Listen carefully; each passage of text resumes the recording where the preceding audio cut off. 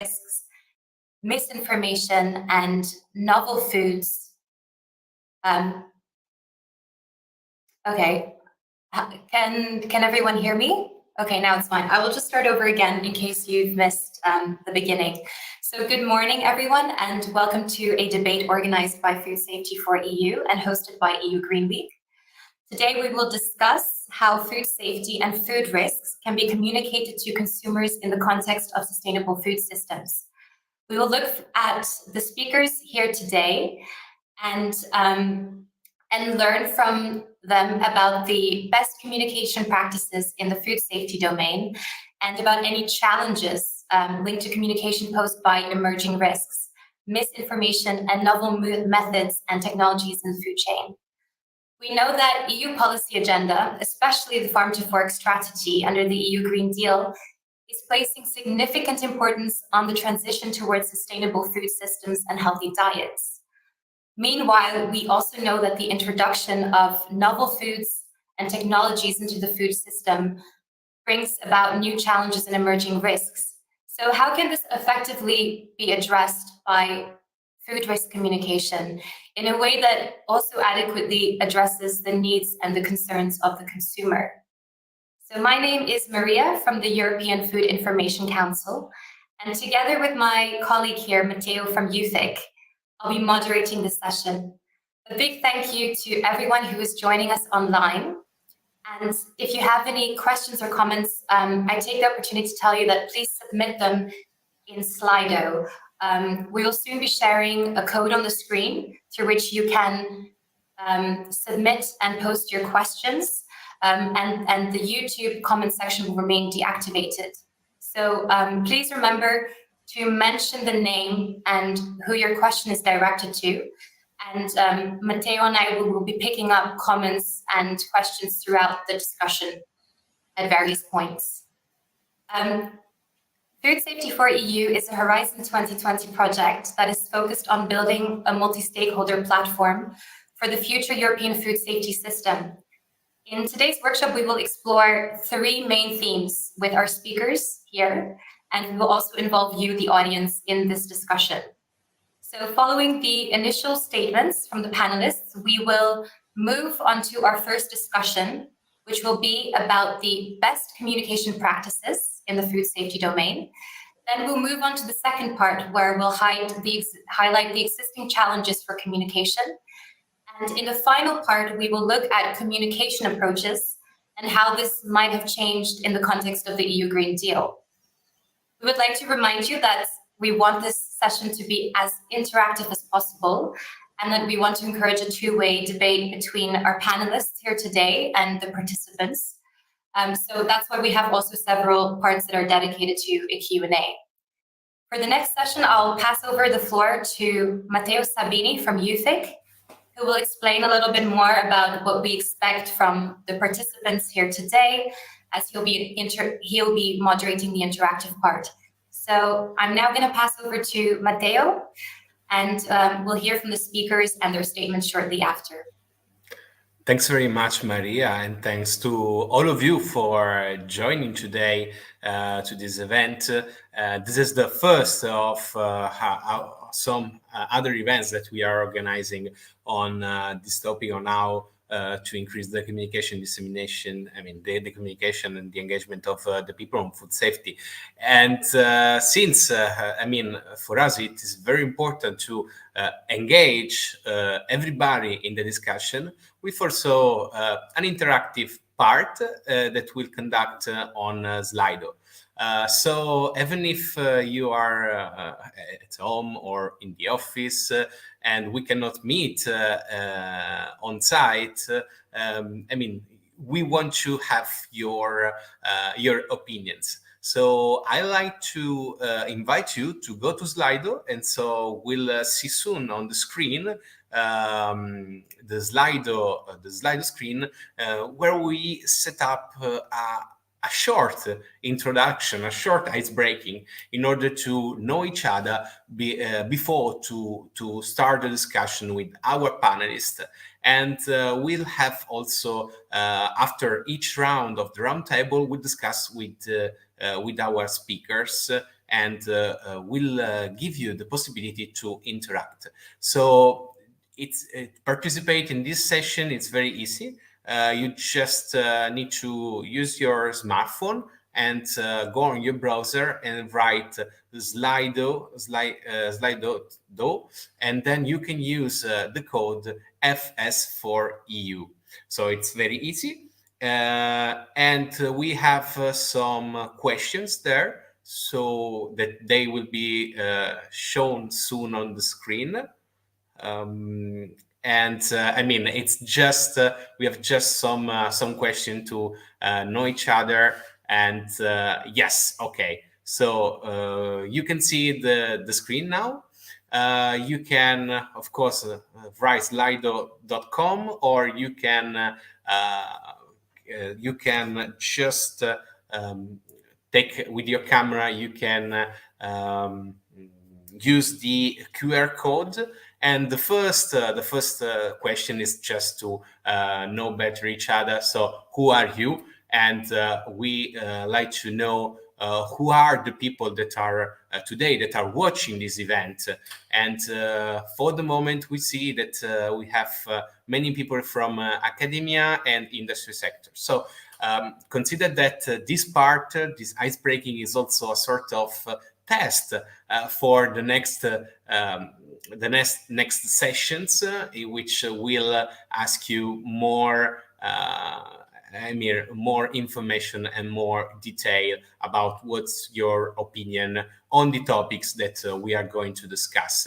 So we have the academia and the industry that are participating today, but I see that we have also a good chunk of people from representing consumers, and that's quite interesting because in this events our main focus are consumers.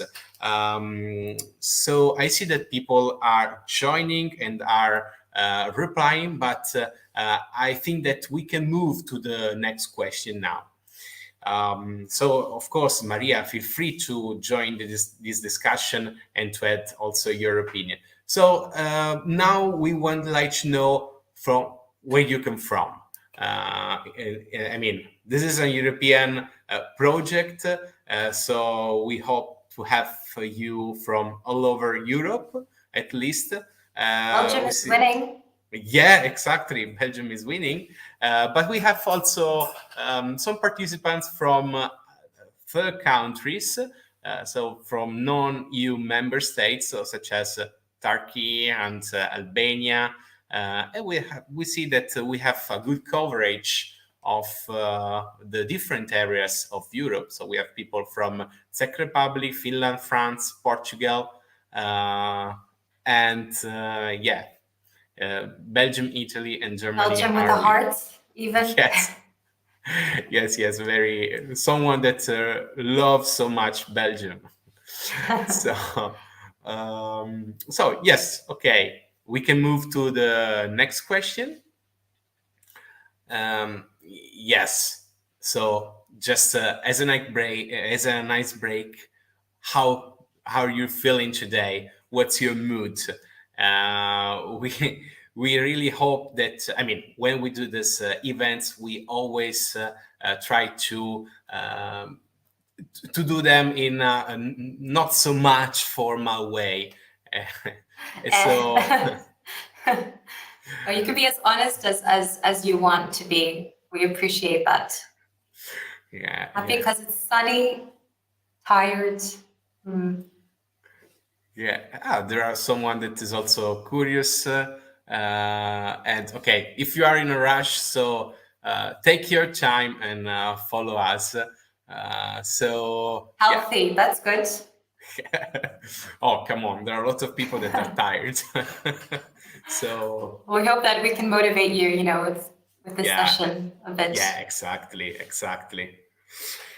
So good. We see that also that the number of replies, the people that are replying, and also the number of the people that are watching are increasing. So let's move to the next question. We are going to the end of this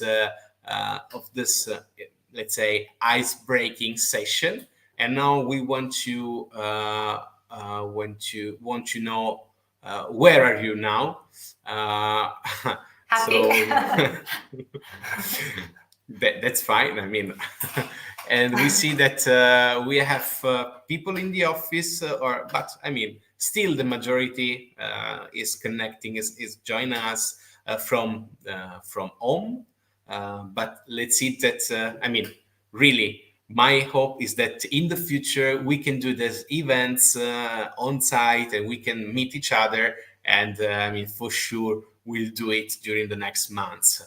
So a lot of people from home office, or people from office. Okay. In From bed. in bed. I love it.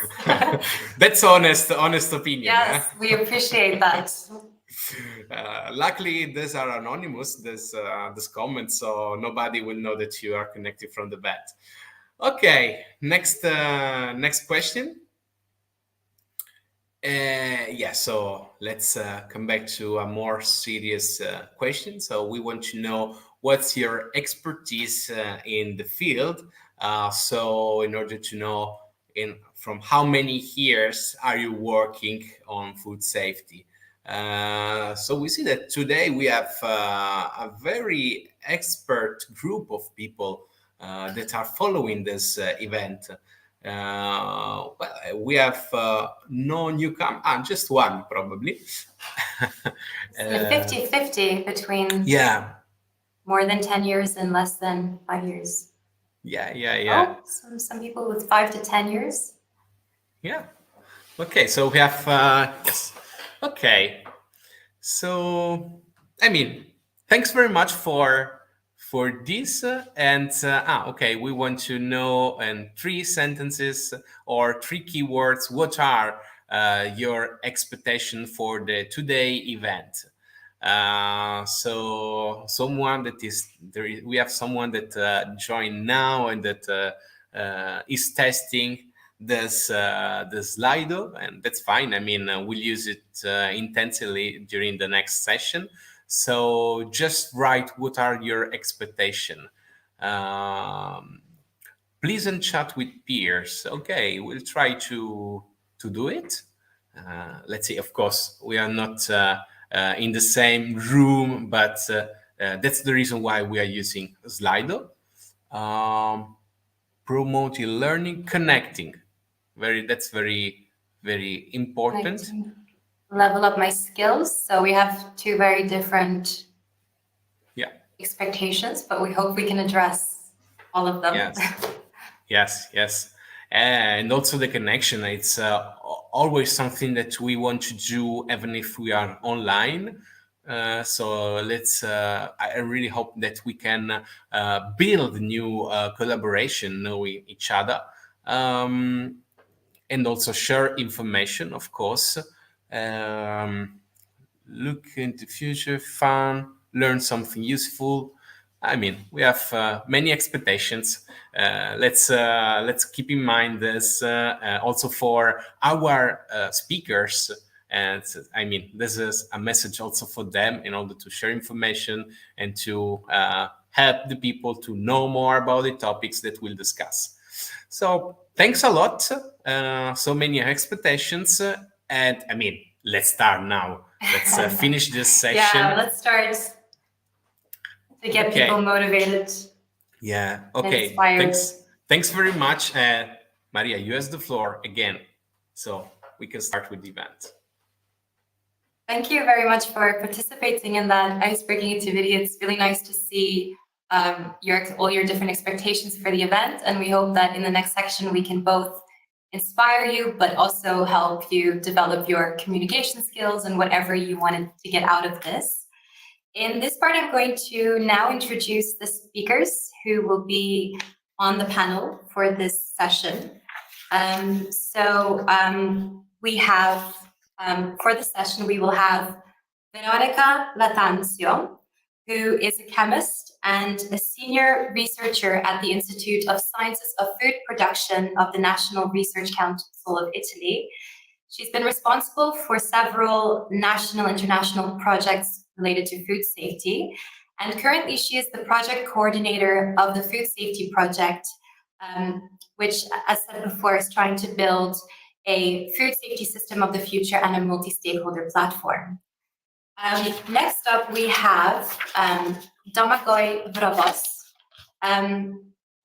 So Domagoj currently works as the team leader in the Communication and Partnership Department of the European Food Safety Authority in Parma. His responsibilities relate to providing social science perspectives to different areas of EFSA's work and generating insights from society that can support the delivery of trustworthy assessment and communication of risks from farm to fork, as well as evolving the social science methods and capabilities available in the organization. He's published a lot in the area of social research within the remit of the EU food safety system and the science of risk communication. Next up, we have Dr. Susan Fiak. Dr. Susan Fiak is the current head of Unit Press and Public Relations in the Department Risk Communication at the Federal Institute for Risk Assessment, BFR for short, in Germany. And the BFR is a scientifically independent institution within the portfolio of the Federal Ministry of Food and Agriculture in Germany. And it gives scientific advice on questions related to food, chemicals, and product safety. Next, we have up Barbara Tiozzo. And Barbara Tiozzo is a communication expert at the Istituto Prolifico Sperimentale della Venezia in Italy. She has over 10 years of experience in communication and research activities in food safety and animal health and welfare. And since 2021, she joined the EFSA Communication Expert Network, CEN, as a representative member for Italy. And she's also been adjunct professor of risk communication at the University of Trieste. And finally, last but not least, we have Federica Dolce, who is an EU policy manager for SAFE. And SAFE is the Safe Food Advocacy Europe, a Brussels-based NGO, which specializes in the protection and representation of EU consumers in the food sector.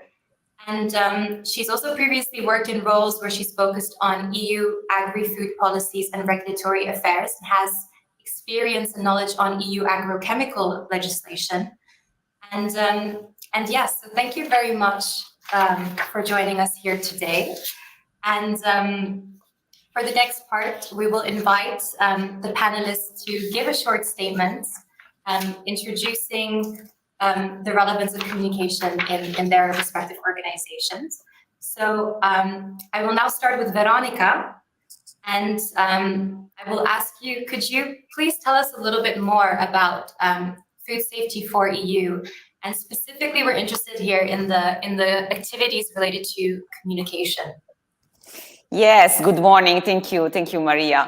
What I can say is that indeed communication is one of the pillars of food safety for you. It's one of the main impact areas we want to act on.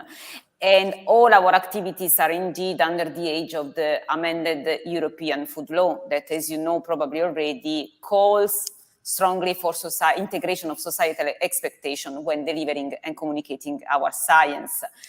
As risk communicators, we must understand risk perception by consumers and build our messages accordingly.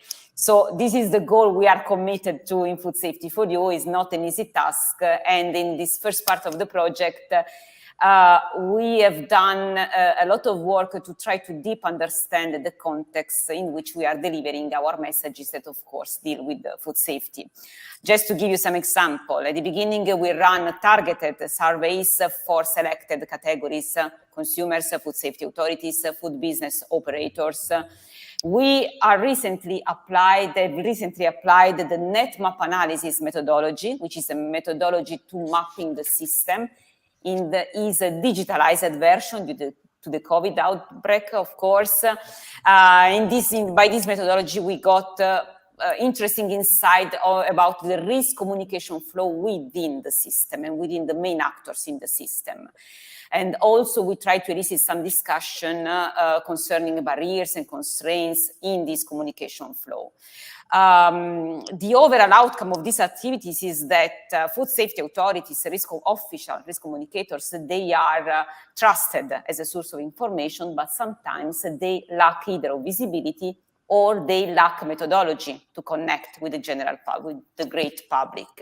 Last but not least, let me mention that we are designing and piloting a media training module targeting young scientists, either in academia and in food safety authorities. This module will be piloted within our consortium, but then will be made available for further reuse by other people.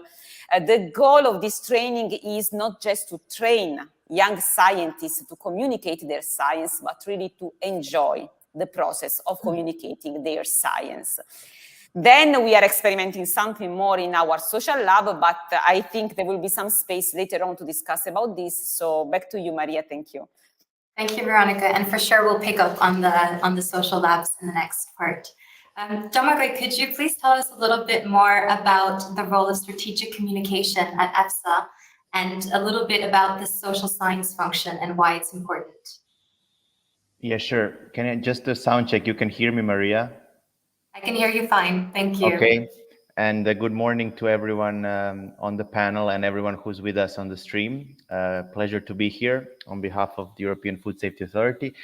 Yeah, Maria, as you rightly point out, EFSA does communicate, for example, with a number of audiences in the EU food safety system. And obviously these audiences vary. And what we talk about now is, let's say, four levels that we identified recently in our communication report. So we have what you want to call our customers, either risk managers that give us the mandate for risk assessment, our partners, member state authorities, for example, stakeholders, civil society, business, academia, and also, of course, the general public.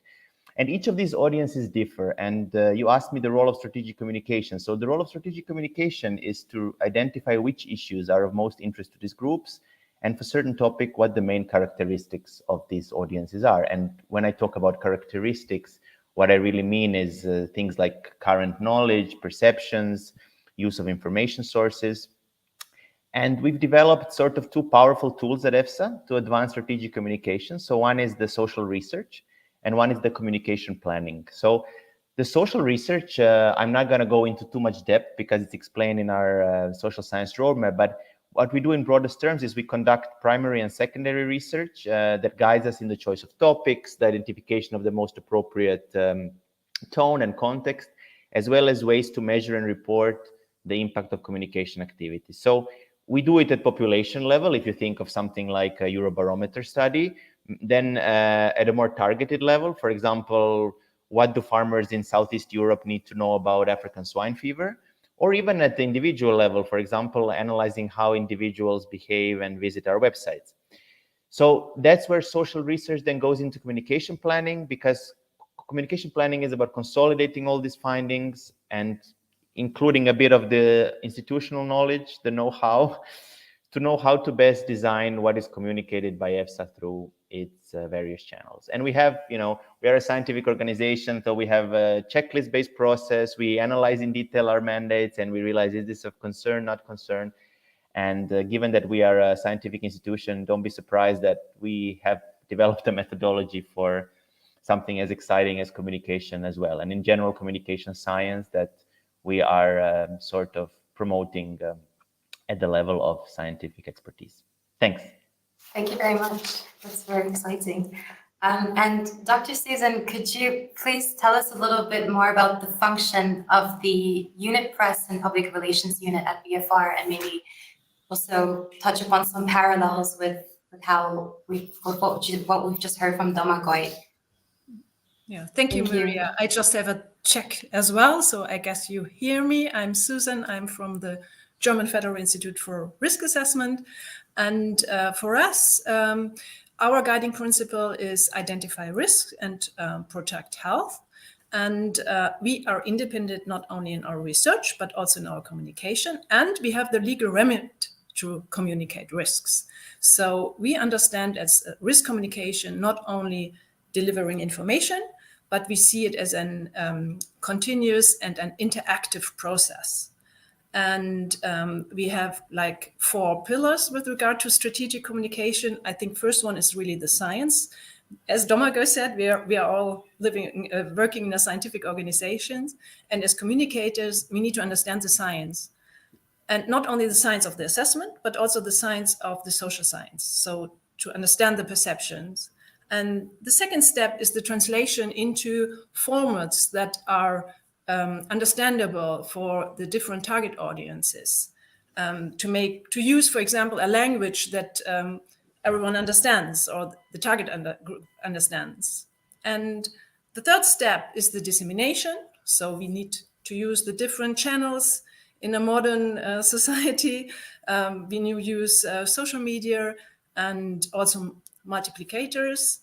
And at the end, the fourth pillar is the evaluation. So it's also very important to see, are we really successful with our communication? Did we reach our goals, and how can we improve and be even better?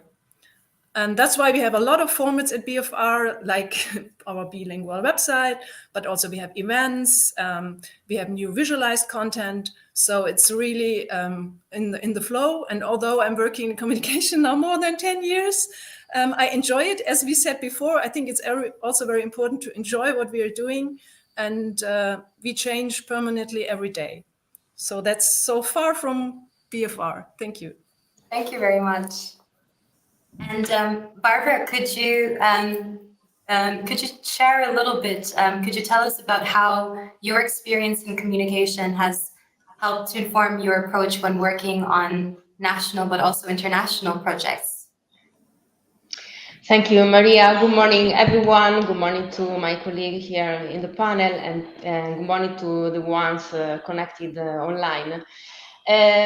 Putting together science and society requires that communication strategies and initiatives are conceived and planned starting from the needs of the people we are going to reach and engage in the process, be they association, industry, the consumers, the policymakers.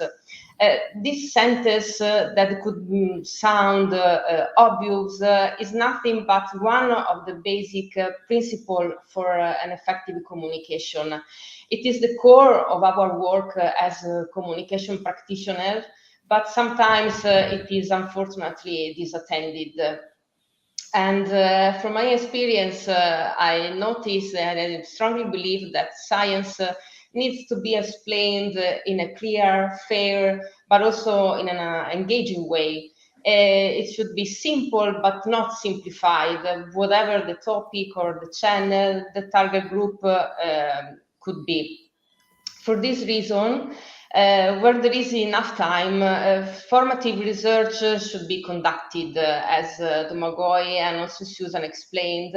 With formative research, I mean, for example, target audience analysis, desktop research, pretesting of communication materials as well, and the study of risk perception or behavioral intentions. And all this information we as researchers in communication, in risk communication, we can collect so many insights as possible that can be spent for the design of the communication to better tune our intention and the desire, the need of our target audiences. And most importantly, I can say that this work can be successfully done only if institution, agency, research centers could count on the presence of a communication practitioner within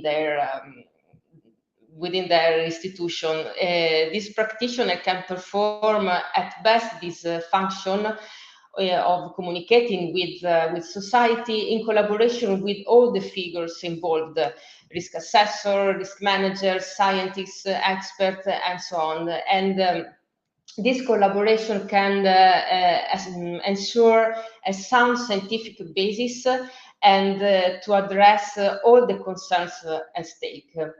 And finally, the latest, but very important as well, we must not forget journalists, they should be involved as well in this process, because science communication is a task that is common to both scientists and journalists, and it is encouraged by us, by communication practitioners. Thank you. Thank you very much, Barbara. And on that note, Federica, could you tell us a little bit about SAFE's activities around communications, and also maybe a little bit about the channels that you use to communicate with consumers? Yes, thank you, Maria, and thank you to all the panels and people listening to our event today. Indeed, I think that, for example, for a consumer organization working on EU food legislation, it's really important to differentiate the channel according to the message that you want to deliver. As has been mentioned before, trying to give a simple message that is not simplified. And that's sometimes like the big challenge for consumers, as your audience is not an expert audience. So for example, what we do is that if our target, for example, is EU policymakers or other stakeholders, we try to connect through a platform of NGOs, try to create synergies with other organizations that can increase the resonance of your message and increasing the reach out of your message, as well as running a working group of experts in order to collect inputs from different point of view and from academia, from scientists, and trying to then revert that a complex issue into a simple one to make it understandable for consumers. And then in this case, we found, for example, to engage consumers, we found videos and like short good content to be extremely welcomed by the broad public, as well as the engagement of certain social media platforms, not all of them.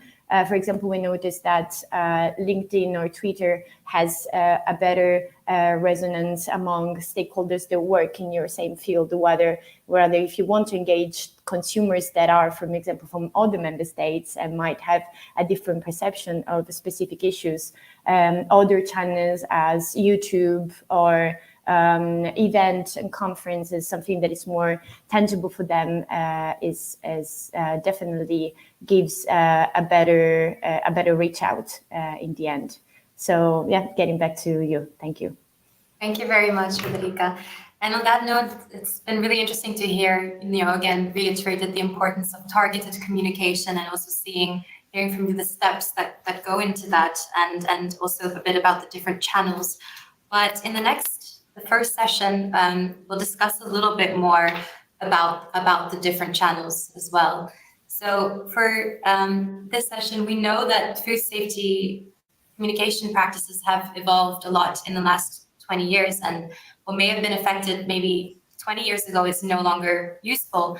And we also see that increasingly civil society and consumer preferences are playing, as you already mentioned, a very important role in also influencing priority topics. So in this session, we want to discuss a little bit, and with the panelists, but also from their experience, what makes for good public communication, and also what are some good practices that they've observed throughout their work. And again, just for the participants, if you have any questions or specific questions you want to ask, please put it through the chat in Slido, and it will be picked up by us at the end of this session. So I would invite Veronica to the stage again.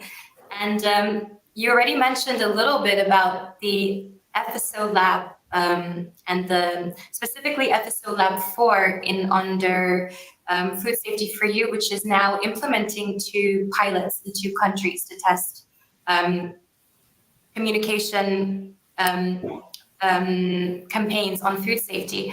Could you please tell us a little bit more about the role of this lab, and also maybe a bit about the results that you're expecting or have gained so far?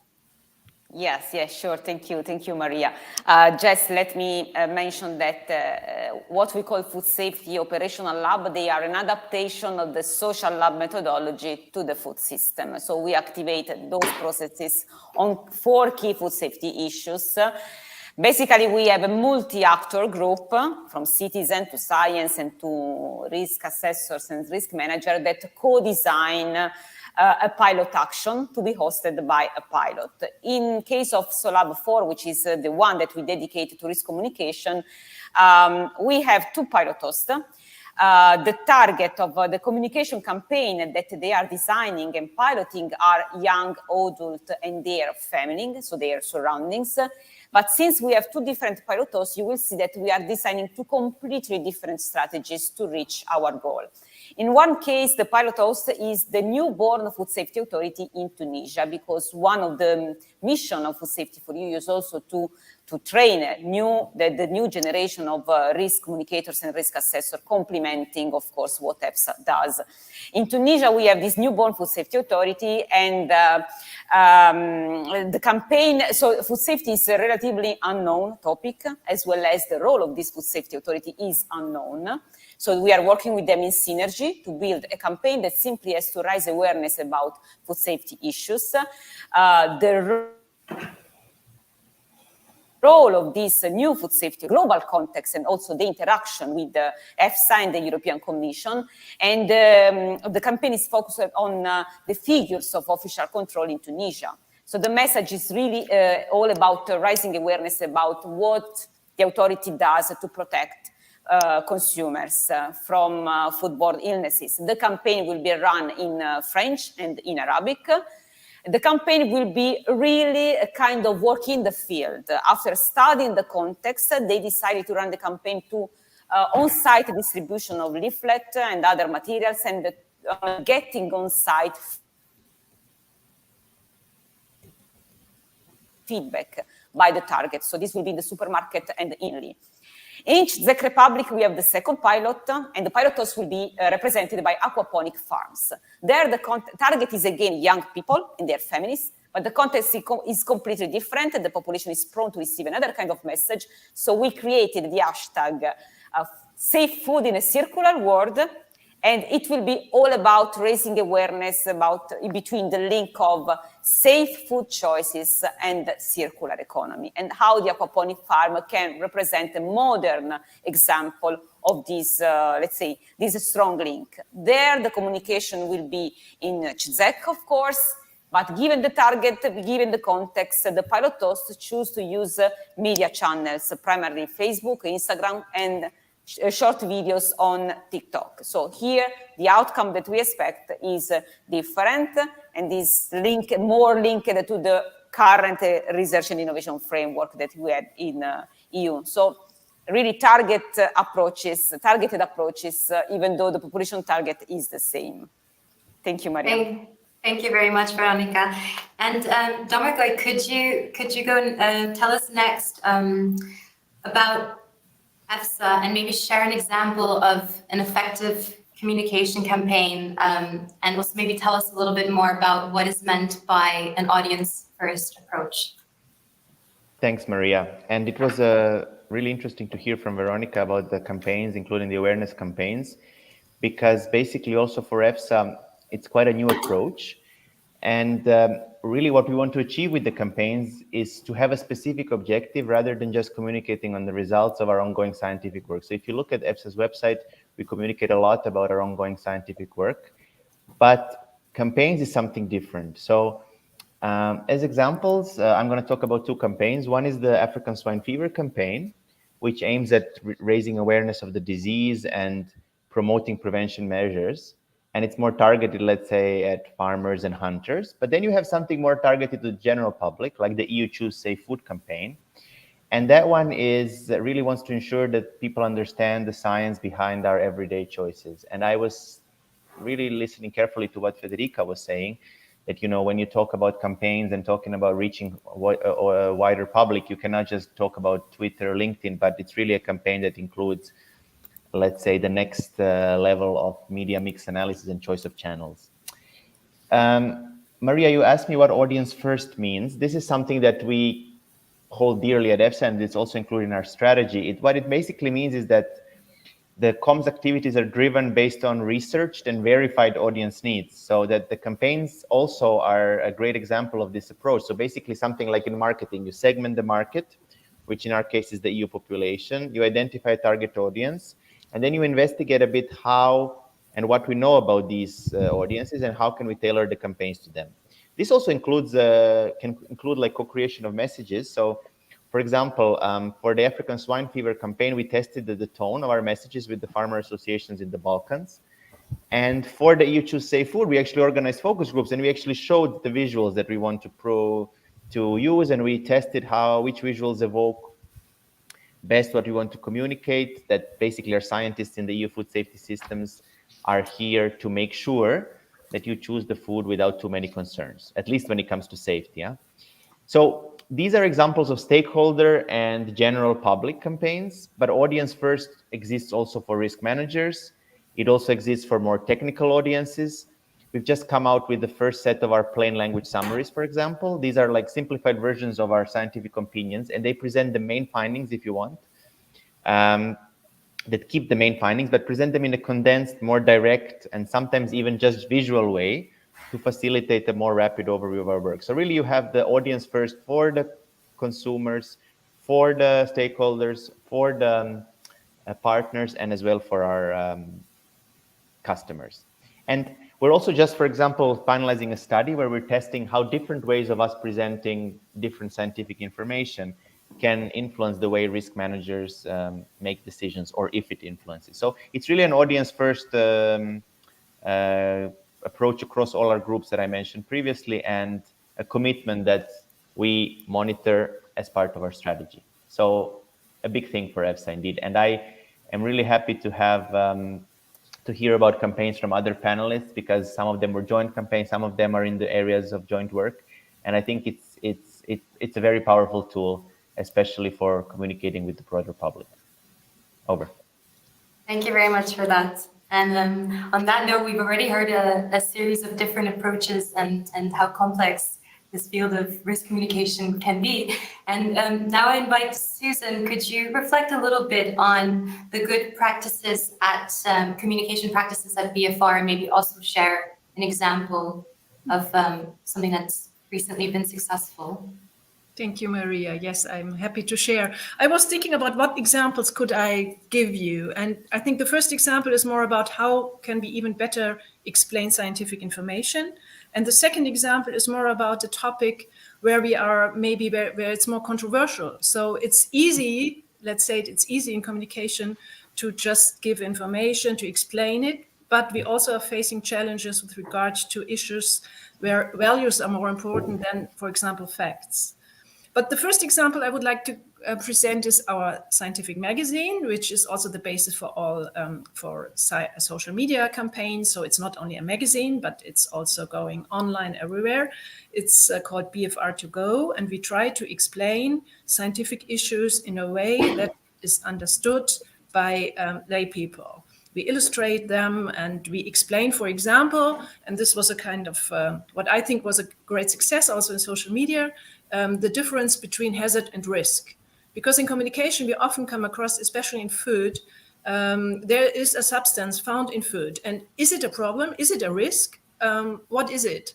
And some people do not really differ between hazard, so the substance is there, and what does it really mean for me? And of course, the basic law in toxicology is the dose makes the poison, but this is very difficult to explain. So we designed an infographic with wild animals, which are the hazard, but if you're not in contact with the animals, then it's not a risk for you. And we also did this with pesticide residues and some aspects also with food in order to better explain this, because this often comes to us with regards to communication, and it is also part of the transparency regulation, by the way, of the EU. And the second example is about what can we do with controversial issues. I think we should be prepared as an institution to discuss this, to also get the questions. And so we often have, for example, stakeholder conferences and consumer conferences. Just recently, there was a conference about plant protection products. We even had, the title was Plant Protection Products, a Cause for Concern. We have different presentations also from NGOs, from the industry, and also with the chat function, and to really go deep into these topics that are really controversial and where sometimes values are more important than facts. So these are the two examples. We have some more. There are some, of course, but that's so far. If we want to discuss, we can go on later on. Thank you. Thank you very much, Susan. And there'll be more opportunities, of course, to share more examples in the next few sessions. And now I will turn to Barbara. Could you maybe also reflect a little bit from your experience in the EFSA Communication Experts Network about some of the good practices that you've seen there in the area of communication? Yes, Maria, for sure. Thank you. So as a member of EFSA's Communication Expert Network, like Susan and many other colleagues in Europe, I can say that the SEN and EFSA, that SEN is representing, desires to build a community of communication practitioners throughout Europe. The aim of this community of professionals is twofold. On one hand, it helps sharing best practices, tools, ideas, concern and solution in regard food safety and risk communication. And on the other hand, it looks to develop a model for coordinated and integrated communication in Europe in the framework of the transparency regulation. And what lies behind this group and these colleagues, this big family, as we used to call us, the acknowledgement that there is only one food safety. And this food safety, this concept is very concrete and it does not have boundaries. And food crises have taught us this very, very well in the last decades, unfortunately. And both at the union and at the national level, the approach for communicating the science behind the food safety, this is a sort of rule or principle or procedure that we gave ourselves. So this way of the approach for communicating science should rely on the consistency and the harmonization of messages, of the terminology, and also strategy to communicate risks in order to better explain the role of EFSA and the role of risk assessors and the science that is behind food. And this way of explaining the science behind food should be unique but also clear to the society. And so this is why a community of communication professionals is growing up, guided. It is both guided by EFSA, but is also in the meantime very well rooted in the territory, in the member state that represented this individually this community. For example, as also Domagoj mentioned, localization, paying attention to local concerns and culture is also for us, for the SEN members and for EFSA, a key factor for effective and successful communication. And to do this, of course, we have given ourselves common tools and opportunities to conceive and develop activities. We also work on joint initiatives that are born as European, but then in a second step, they are locally tailored to better suit the need of the member state and to better tune with the different national context. The campaign EU Choose Safe Food that is on air in this week and that is lasting till late autumn is an example for this. And it is the second year that is running in Europe, and last year it was very successful. So we decided to go on for the next years as well. And most importantly, our work, as also Domagoj stressed, is informed by the results from social research and to better tune and merge what are the citizens and the scientists' needs. And finally, to close all this circle, these activities, we strongly believe and also to perform this activity because in the end we also monitor and evaluate communication to it's a sort of also learning by doing to improve, of course, planning, the design, and the efforts in production of materials. Thank you. Thank you very much. And also thanks for highlighting the importance of also having local approaches and the kind of the culture element in communication. And Federica, could you now share, now that we've heard everything from the other speakers, could you maybe share a best practice from SAFE's portfolio when communicating with consumers about health or food safety topics? Yes, thank you. Indeed, there were a lot of very interesting inputs that were giving during the discussion. So in terms of best practices, I think I'll give two main examples that can also represent what I was saying before about the channels and about the message.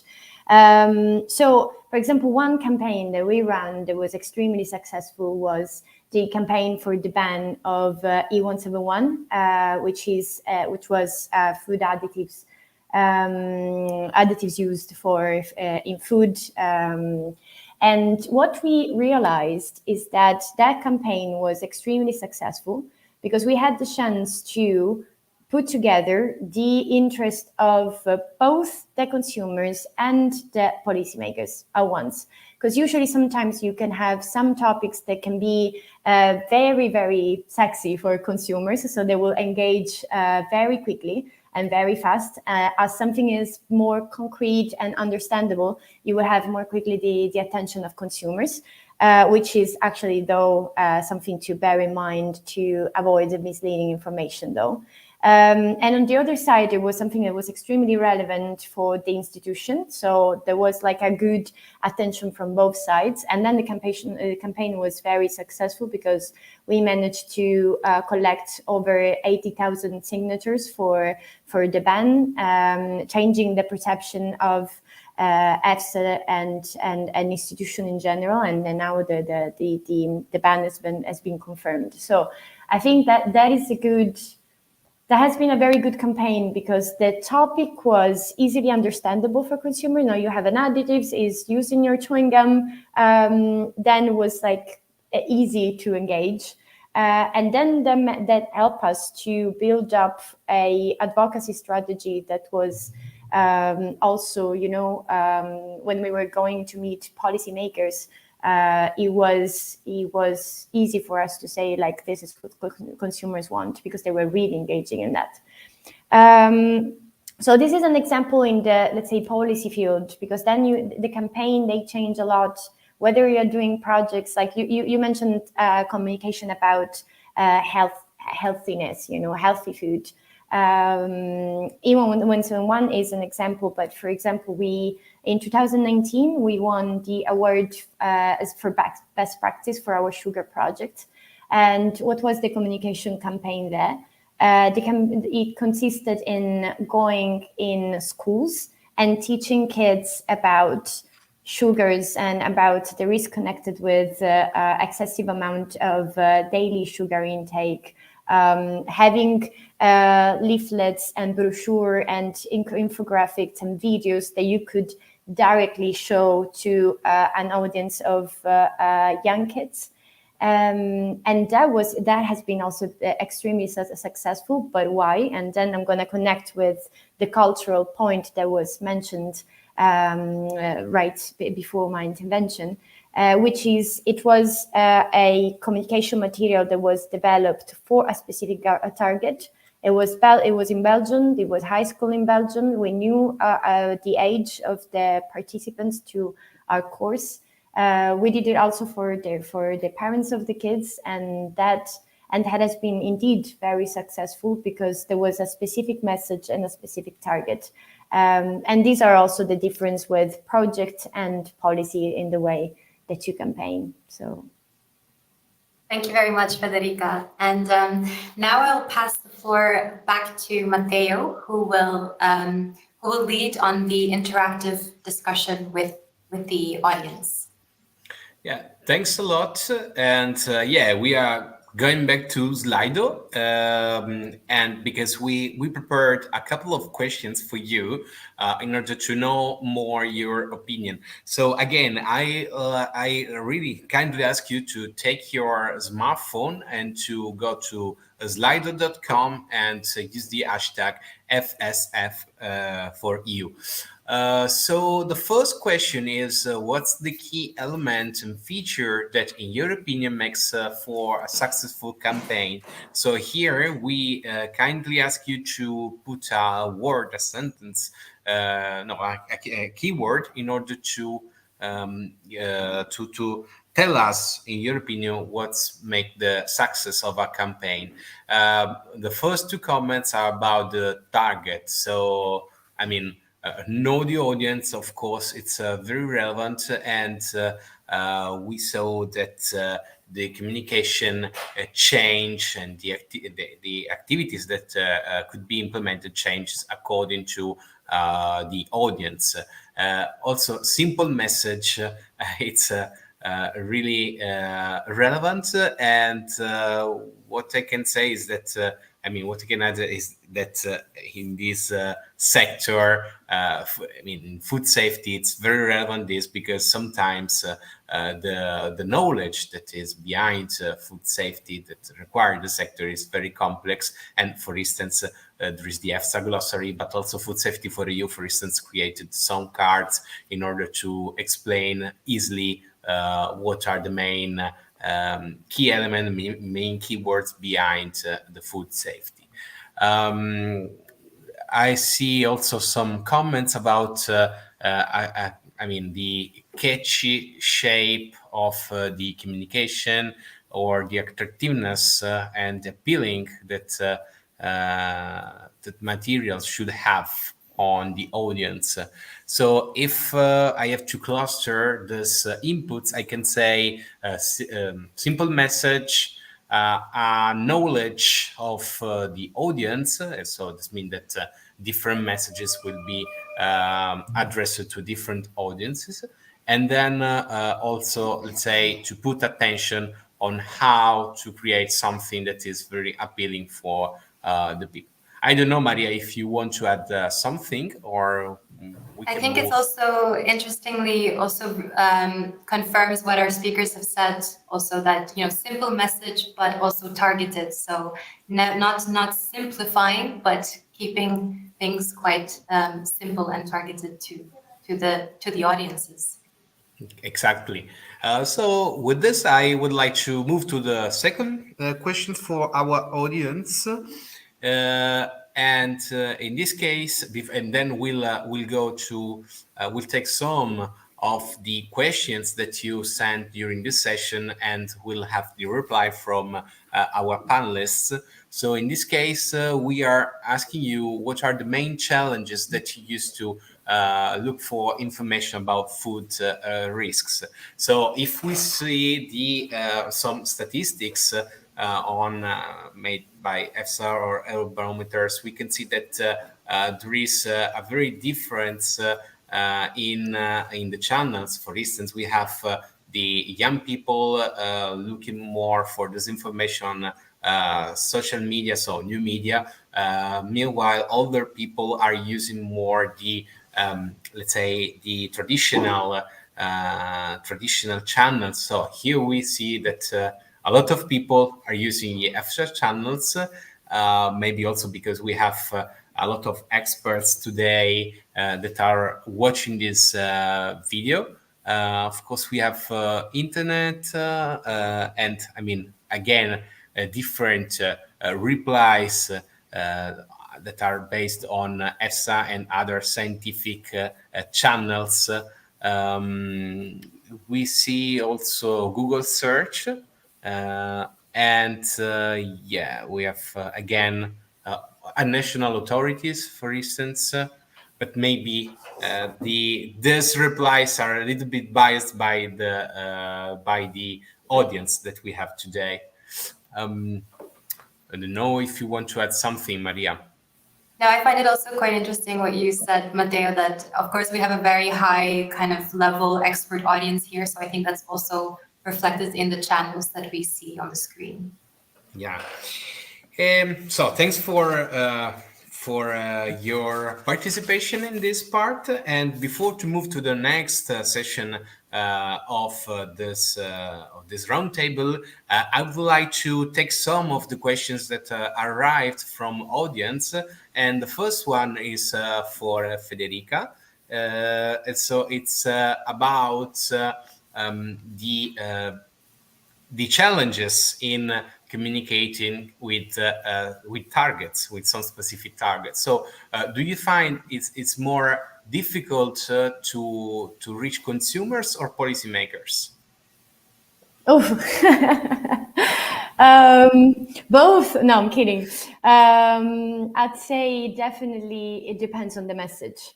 It really depends on what you're communicating on. And as I said before, there are some topics that consumers find very concrete, very understandable, which makes the campaign easier. And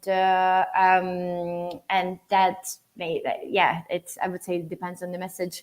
With policymakers, I mean, there is a huge chance to engage with institutions through public consultations, through meetings with officials.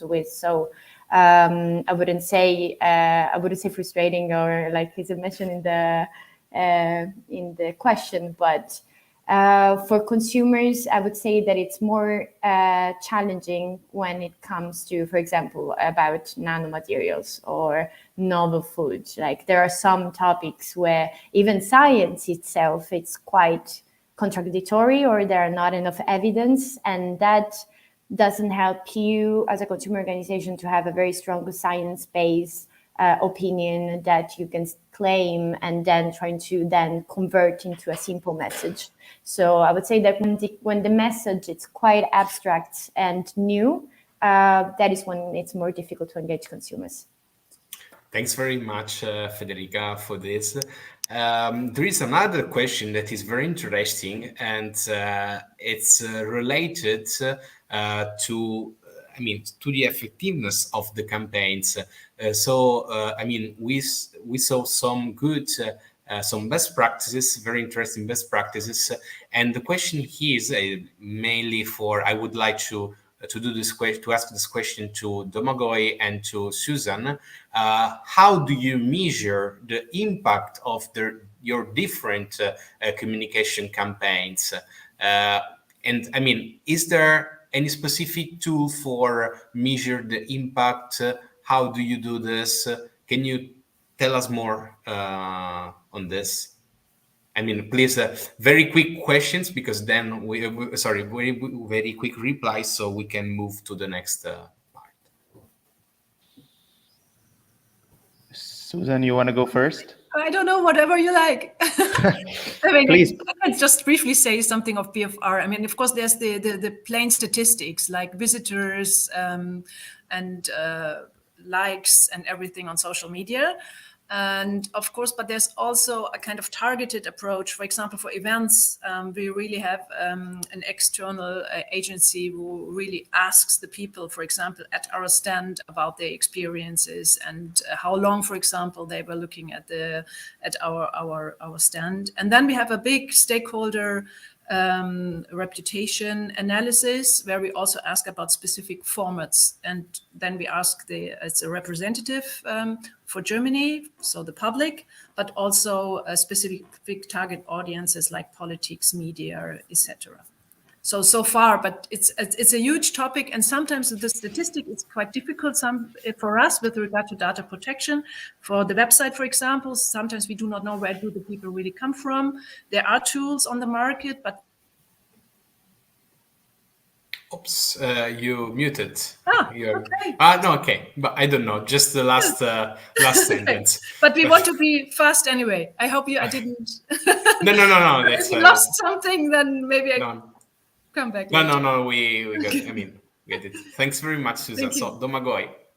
Yes, Susan spoke about the statistics, and I think we use those too also for the campaigns. There are some standards if you want in communication practice, campaign metrics, click-through rate, how many people watch campaign videos and start to end. So, of course, these are in place. We, in line with the audience first approach, usually we have some baseline studies for the campaigns among target audiences. So whether it's a survey or some sort of a baseline analysis of discourse. And then we do a comparative end line analysis every year to see if there has been any change for the target group. For example, for the EU Choose Safe Food, we measured the awareness rate of knowing that EFSA existed, knowing that national authorities existing, and that science was behind the food choices and food safety. So we saw some increase there. But in general, one thing we also promote, and which we will be probably engaging when the campaigns come into a more mature phase, is to do maybe a proper sort of field evaluation. Maybe, for example, for the African swine fever campaign, you could do more of a comprehensive evaluation among the target audiences, combining qualitative and quantitative to see what has changed. But impact doesn't come immediately. So I think you need to strike a balance of measuring statistics and more immediate outputs, and the impact you have to expect not immediately, but after a couple of years. There's many models, some also used by United Nations agencies, and I think these can be used for measuring the impact of the comms activities. Thanks very much. I don't know if maybe Barbara or Veronica would like to add something on this. Otherwise, we can move to the next session. I don't know, Barbara, let's start from you. Okay, thank you. Yes, I can confirm what my colleagues, the panelist, has told, because these are the most common tools to monitor and to evaluate communication initiatives. And for example, we also use in my institution for some project. Also, we performed media monitoring, and also social media monitoring and web monitoring in general, in order to verify how the campaign, our messages were spreading among our target audience. Thanks very much. And Veronica, I don't know if you want to add something. I mean, will use, for instance, in Food Safety for EU, the Food Safety Operational Lab will give us also some will assess also the results of the campaigns, no? We are basically using the same indicators. Okay, I don't want to take too much time and leave space for the other session and for our guest. Just an input for further discussion in a future event. How to measure the impact. This is what we are experiencing in the field in those countries where media channels are not so widely used. Okay, that's an open question for the future. For another event. It's the base for a concept for another event. Thanks very much. Thanks to all speakers. Before to leave the floor to Maria, just let me tell you again, I invite you again to do your questions to our speakers on Slido. You have a part in which you can do, there is called a Q&A, and so you can put your questions there, and we'll do this with our speakers during the next session. So Maria, you have the floor. Thanks, Matteo. So we'll move on to the second session then. And as already mentioned by Federica, there are some areas that are maybe a bit more challenging to communicate about to consumers. So we know that as well as bringing about opportunities for communication and engagement with the public, there are certain challenges related to food production, food security, and climate change that also bring about challenges when communicating about topics that are often marked by high scientific complexity and uncertainty. So in this part, we would invite the speakers to tell us a little bit about how at an organizational level they're coping with those challenges, and how this has maybe also informed their approach to food risk communication about certain topics. So I'll start with Veronica. could you share some insights from Food Safety for You? And considering the activities and the findings so far, could you tell us what are the main concerns that consumers have across Europe? And do you see any challenges that are, posed by that for public communication? Yes, thank you, Maria. It's a very complex question, and probably we are, as a consortium, the less expert, expert group in expressing our opinion is compared with the other panelists today, since we have just a 2-year history in communicating science and communicating about food safety. So I will keep it very simple, and I will strictly rely on Food Safety for You experience. And let me say what we experienced in this almost 2 years of communicating about food risk is that food safety is not trendy. It's not a trendy topic. Consumers are interested in food safety, particularly in crisis, in emergency period, or, this is what I learned also, they are willing to know more, willing to pay more for their protection when they see immediately the effect of a foodborne illness. For instance, I'm talking about allergens, I'm talking about pathogens, where they clearly immediately see the effect on their body of this of this exposure to the risk. So within this journey, we conceived another strategy, an alternative strategy, since we also know that there are other aspects of the food production, the food system, such as sustainability, healthy diet, nutritional aspect, who are quite attractive indeed for consumers. So our strategy now is to link food safety to these, let me say, more trendy issues, more attractive issues for consumers. And from the scientific point of view, what we want to demonstrate is that, on a scientific basis, of course, is that food safety is strongly interlinked. I would say is a prerequisite for sustainable diet, for healthy diet, is a prerequisite for reuse of resources in circular businesses. So this will be our strategy in the next month. Then there is another aspect when connecting citizen to policymakers, that irrespective, and this probably Francesca will confirm, irrespective of the technical knowledge of the topic, consumers and citizens, they want to be part, they want to be engaged in the policy-making process. And this is indeed taken into account in the new transparency regulation, in our new framework, regulatory framework. Institutions, they have to include and they have to meet societal expectation. The problem is that consumers are the challenge, is that consumers are not the same across member states. And in Food Safety for You, throughout our hub approach, we are experiencing this. Consumers are not the same. They don't have the same capability. They don't have the same culture, differences in knowledge, and so on. And on the other side, what we saw, we touched by our hands, is that the policy-making process is uneven across member states. There are some states in which this process is highly inclusive. So consumers, they have the knowledge, they have the education, they have the tool to assess the policy-making process. In other member states, it's completely inaccessible. So it's difficult really to think about harmonization. It's difficult to think about a unique approach. Indeed, we believe that interfaces such as Food Safety for You is committed to become, in which you can connect and offer a proper space for consumers to interact with the policy-making process, of course, with science as a basis for this dialogue, are highly desirable and should be endorsed also a little bit more. That's all I can say based on our experience in these last 2 years. Back to you, Maria. Thank you, Veronica. That was very insightful. Domagoj, could you maybe name from EFSA's perspective an emerging challenge or risk that poses a challenge when communicating to consumers about food safety? And do you also see are you worried about public trust or acceptance? In general, I always think about public trust and acceptance because that's my job. But yeah, there's so many risks that we have high on our risk communication agenda. But I think, for example, one interesting topic that we've been working on, and is zoonosis, no? And for many years, we've been working jointly with the European Center of Disease and Control, where we publish this yearly One Health Zoonosis report, and it's one of our flagship products.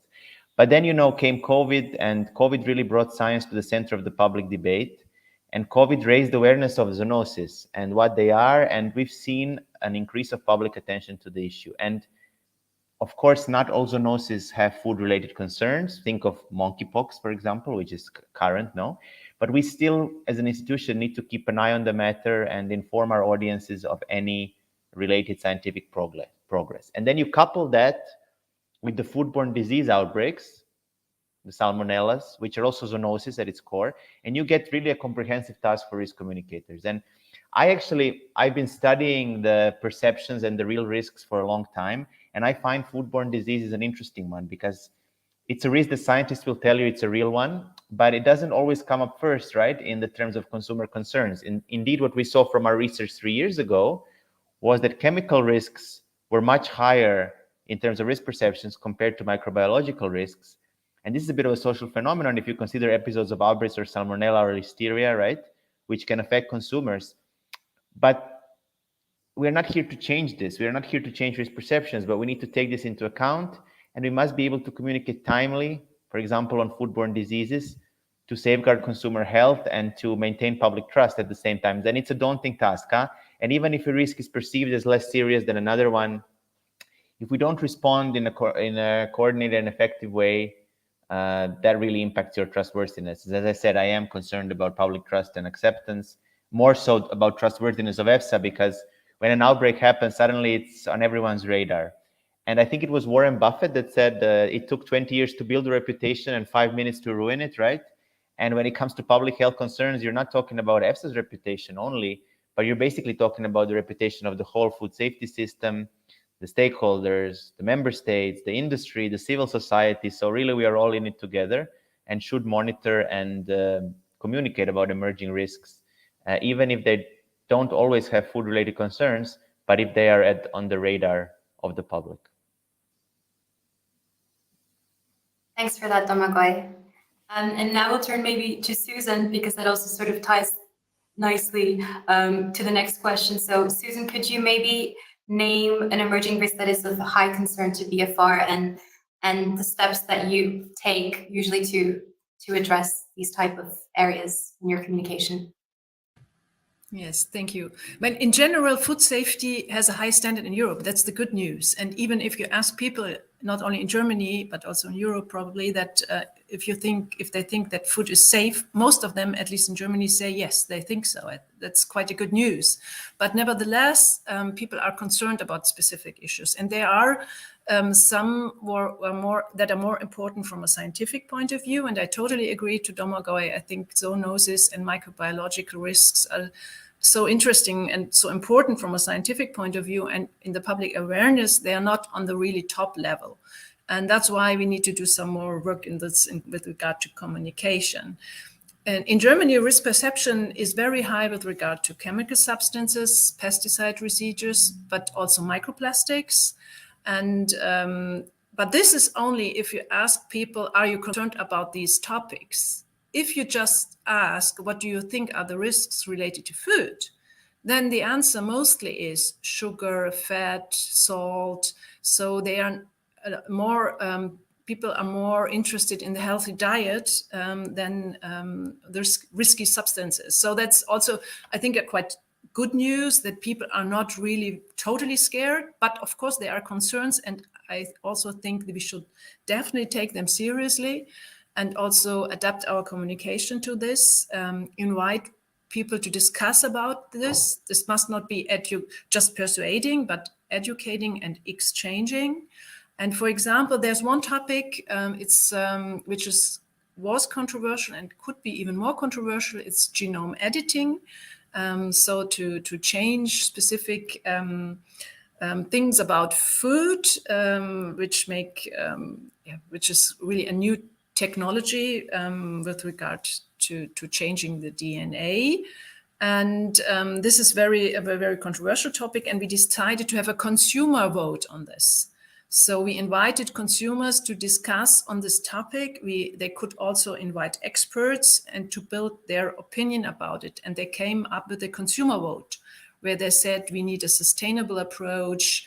They see a lot of chances, but they also want to have rules. So in order to better understand, it's also a kind of interesting tool to establish consumer votes. So that's it so far from BFR. Thank you. Thank you very much, Susan.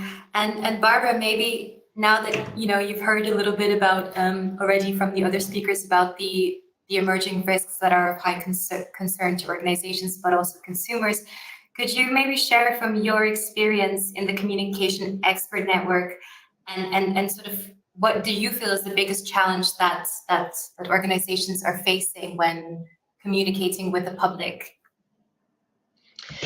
Yes, I was listening to the speakers. I realized that the biggest challenge is making risk communication itself, but this is a very, very broad issue. So, by the way, my first impression, my gut feeling is that I would name trust as the biggest challenge to be faced by organization in general, not only by ESA or my other research center I work for. So trust is always mentioned as a key to successful communication, and without trust, no dialogue, no communication, no understanding of science and risk prevention or mitigation are possible. So trust is really the key. But trust is also strictly connected to two important issues. So the first is that to be trustworthy, institutions should be seen as a figure that are easy to approach and who pay attention to the society. They have to inform people and all the stakeholders in a transparent way, day by day, and this is important, and to build their own reputation and their authority, they need time because it's a long process that is not immediate.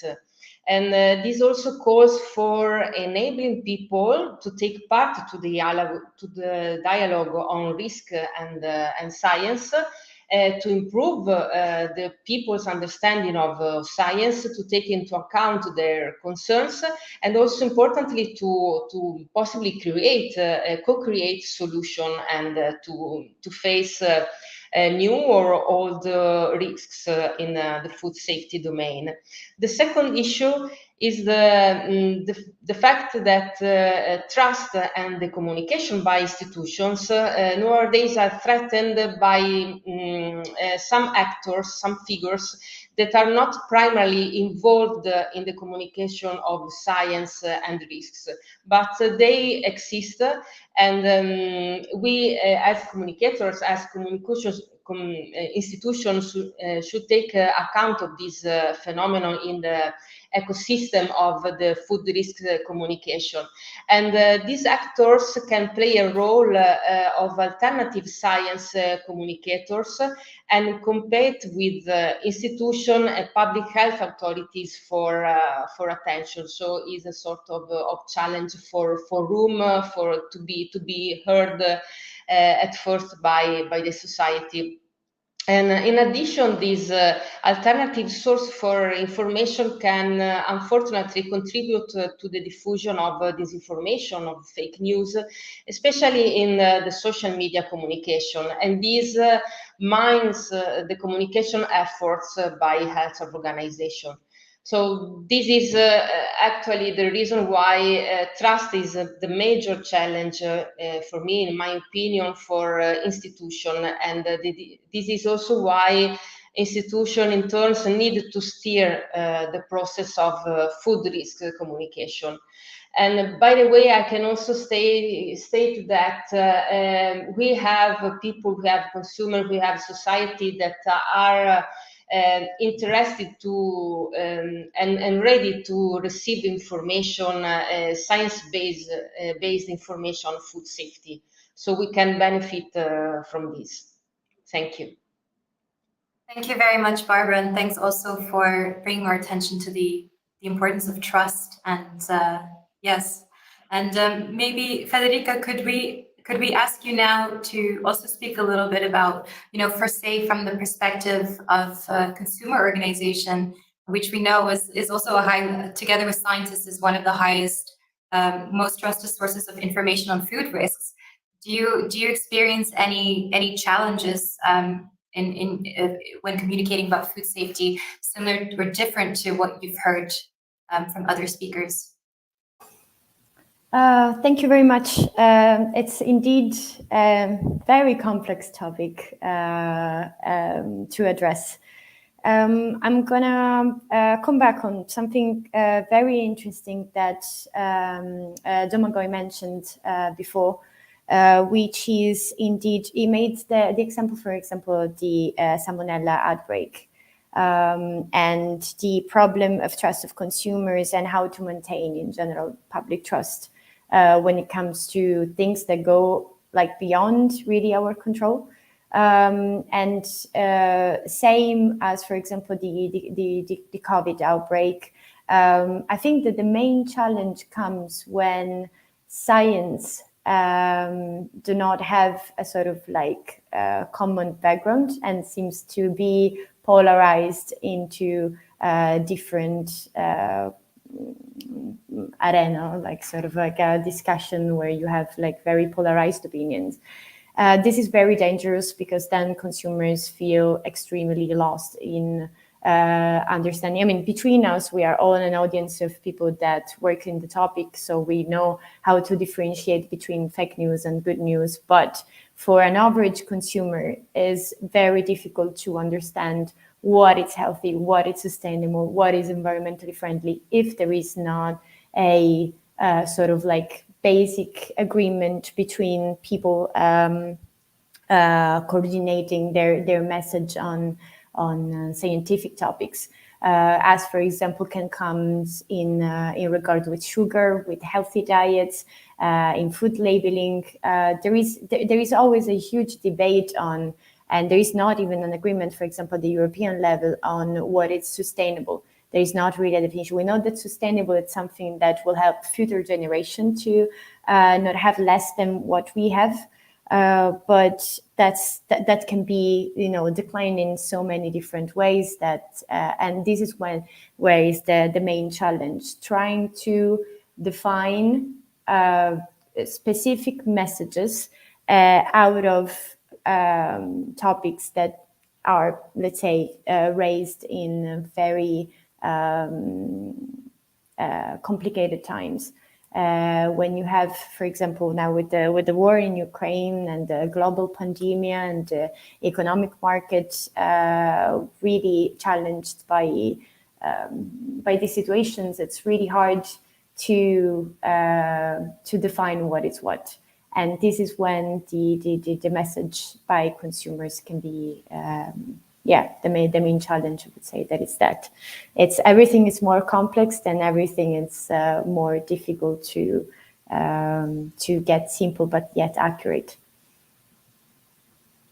Thank you very much, Federica, and thank you also for pointing us towards the difficulties of the diffusion of information and how can consumers navigate through the noise and what's important when we still need some overarching frameworks in certain areas.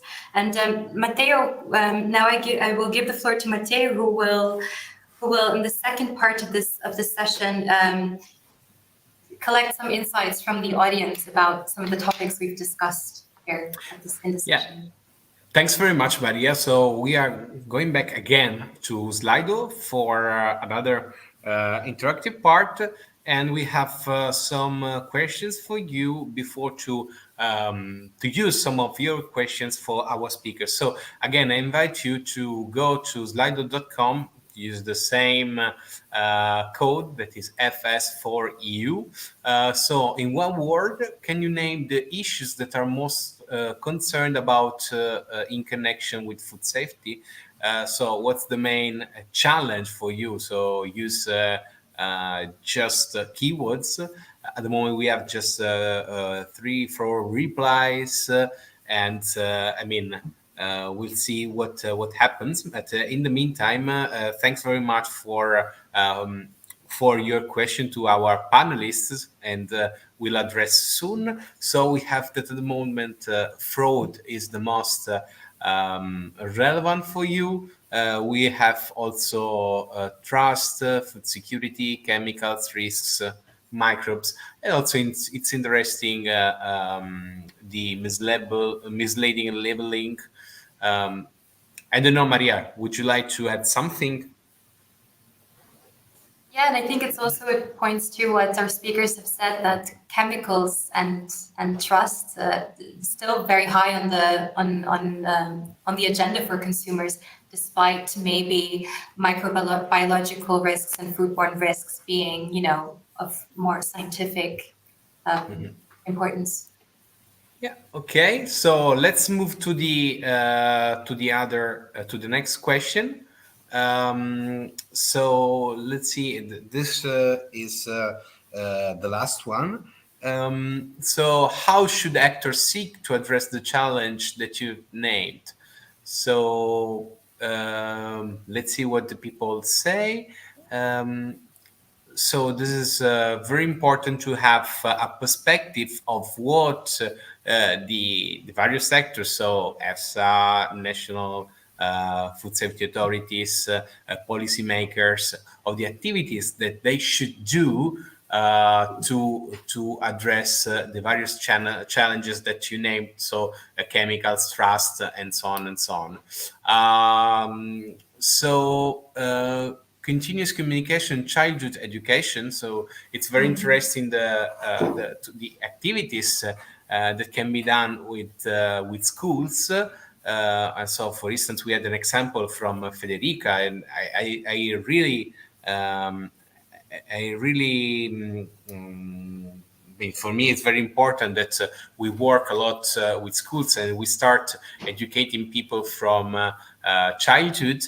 So we have also, again, education about food handling for young people. And it's another way, it's a topic on which to do some educational activity. Market control and education, correct and up-to-date information, sure. Then we have also the transparency.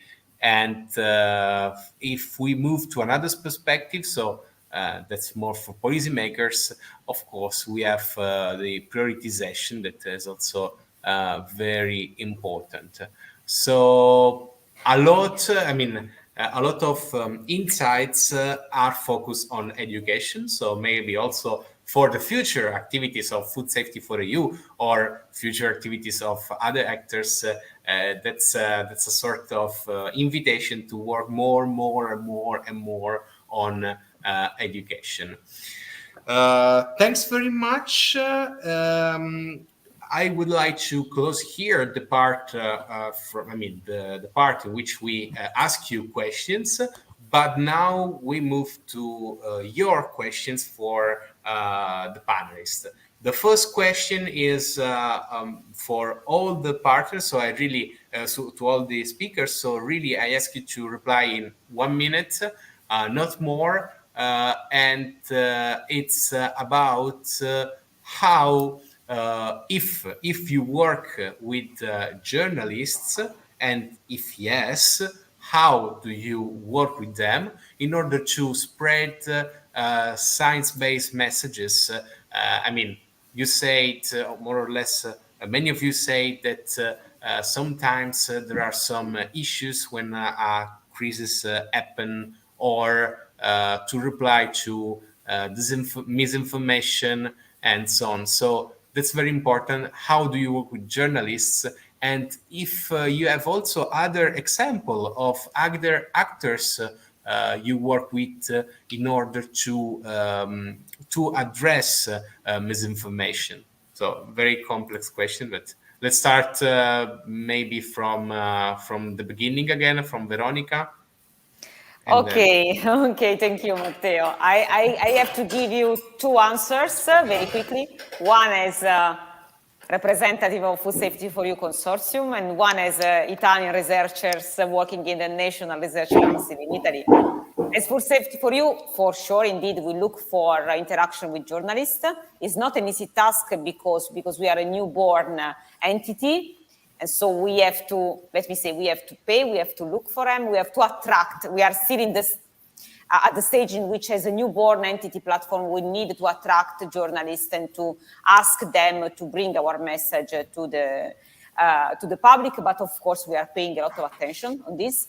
As an Italian researcher of the biggest national research body in Italy, I have to say that yes, we have some relation with the press, but it's not a continuous flow. It's not our duty. We are not committed to. We are sometimes involved in crisis period, or if results of our research are particularly appealing for the public. But let me say that at least in the old generation of researchers, this interaction with press is sometimes perceived as a plus, like we want to be on the stage, we want to get visibility. So I think we still need to be properly educated and to gain also to get some skill in interaction with journalists. That's it from my side. Thanks very much, Veronica. Very interesting perspective about the, let's say, in this case, education of researchers in approaching journalists. So, Domagoj, do you work with journalists? How do you do? Yes, indeed, we work with journalists. The media relations is an important part of our communication mix. We have a team, and we do, of course, we engage on their ongoing issues. We do interviews and targeted and proactive media relations on some of the topics. In the context of the campaign, we do also more like advertising and media partnerships. We talk with journalists who proactively also disseminate the campaign content. But we also held in the past media seminars where we've discussed about EFSA and topics we are working on with the media. And what I think also is important, because we're talking about audience first, we also started a sort of a media audit where we also survey journalists to see what they feel about EFSA's way of dealing with media and if that can be improved. So it's a 360, but we are quite engaged with journalists indeed. Thanks very much. And now for Susan, the same question. And I mean, you give us a national perspective, so that's very interesting.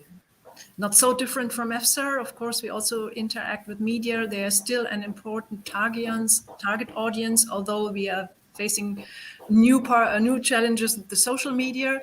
But of course, we are in interaction with media. We invite media to all our events, and we also offer media training for our scientists to even be better prepared if they go into interviews. Thank you. Thanks very much. Barbara, from your perspective. Yes, talking about the experience here at the Istituto Zooprofilattico Sperimentale delle Venezie, I can say that we always have journalists as main target of our communication. As Veronica said, it is not an easy task, but we need to rely on their collaboration. So during these years, we built on relationship, and we have a sort of we are seen as a point of reference, especially for some animal diseases and food safety in Italy. And so journalists can easily refer to us when they have a question, when they have a concern. Sometimes it's not difficult, and we can't answer because some specific questions are more related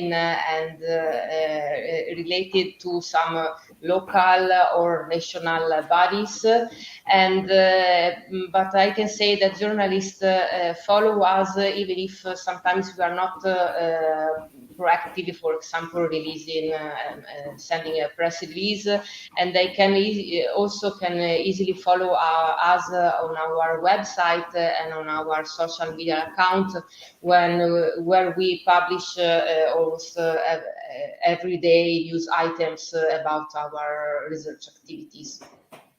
Thank you. Thanks very much. Now, Federica, I suppose that, for an entity like SAFE, it's very important to work with journalists. Yeah, it's fundamental. Our campaigns, our messages do not go where we want to reach if we don't engage with media and journalists. And of course, over the years, you develop a network of journalists that know that collaborate closely with us on certain topics. But for example, it's very important for both reaching out at the European level and at the national level. Because if we have a campaign and we want to reach out to the European consumers that are outside of our Brussels bubble, then we need our articles to be translated into the languages and to be published in the journals that are outside of us. And then for the European bubble, it's very important because it gives visibility to your campaign and to your message. And so, yeah, it's really, really important. Thanks very much. Thanks also for flagging this aspect of the language that is very relevant when you communicate with journalists in order to convey the right messages in different countries. Before to close this session, we have another question, but in this case, it's just for, I think, for Domagoj. That's okay. We talked about the engagement of journalists. Now it's the engagement of consumers. So how do you, at EFSA, how do you engage consumers in food safety discussion? What are the channels, the methods that you use to recruit citizens for surveys and in order to assess what are their concerns about food?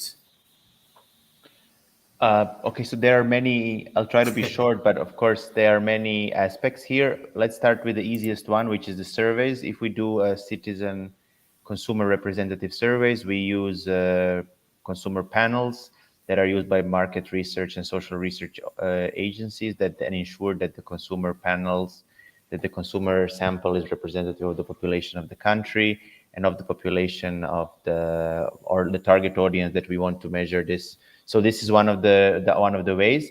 At a more strategic level, our consumers are represented by consumer organizations that are part of EFSA stakeholder network. So SAFE is one of them, the registered stakeholder with EFSA, and of course they represent consumer interest at the EU level with EFSA.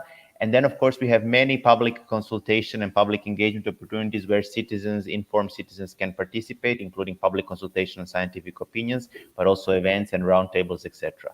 So, but I've heard today other tools and ideas. I've heard about a consumer vote, for example, and something that Veronica also talked about, the operational and the social lab.